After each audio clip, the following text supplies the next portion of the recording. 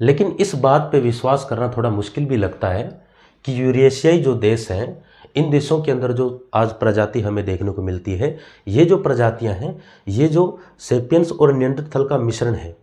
क्योंकि ये प्रतिस्थापन सिद्धांत जो है रिप्लेसमेंट थ्योरी के अनुसार चल रही है।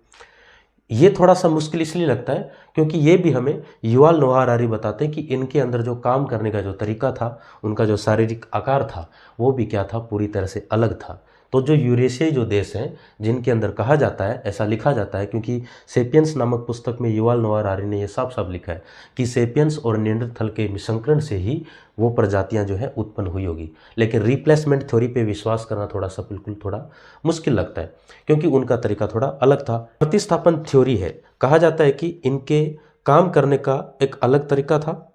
असमंजस्य, विकर्षण और शायद जाति संहार तक की कहानी। इस अनुपात के अनुसार सेपियंस और दूसरे मनुष्यों के शरीर रचनाएं भिन्न थी और पूरी तरह संभावना है कि इनके सहवास करने के ढंग, शरीर की गंधें, स्मेल यानी कि अलग थी। एक दूसरे से उनकी कामपरक दिलचस्पियां बहुत कम रही होगी। अब इसका कारण क्या है? क्योंकि जो सेपियंस थे वो भाषा के अनुसार और समझ और उनके अंदर थोड़ी थोड़ी सभ्यता विकसित होने लग गई थी। उनके अंदर काम करने का तरीका, ढंग और वैचारिक स्थिति, मानसिक स्थिति, बौद्धिक विकास होने लग गया था। लेकिन निएंडरथल्स जो थे वही पुरानी भाषा और पुरानी वैचारिक स्थिति से वो चलते थे।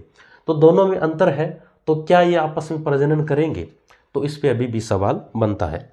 एक दूसरे की उनकी कामपरक दिलचस्पियां बहुत कम रही होगी, और अगर एक निएंडरथल रोमियो और एक सेपियंस जूलियट के बीच इश्क हो भी जाता है, तो क्या वो प्रजननशील बच्चे पैदा नहीं कर सकते थे? और जब तक निएंडरथल मर गए या मार दिए गए, तो उनके जीन भी उन्हीं के साथ मर गए होंगे।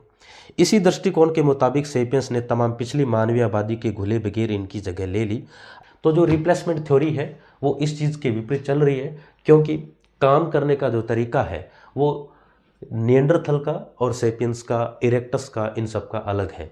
लेकिन फिर कई लोग कहते हैं कि यूरेशियाई और जो पूर्वी एशिया के जो लोग हैं वो अलग अलग प्रजातियों के संकरण करने से पैदा हुए हैं। इसमें आपका क्या विचार?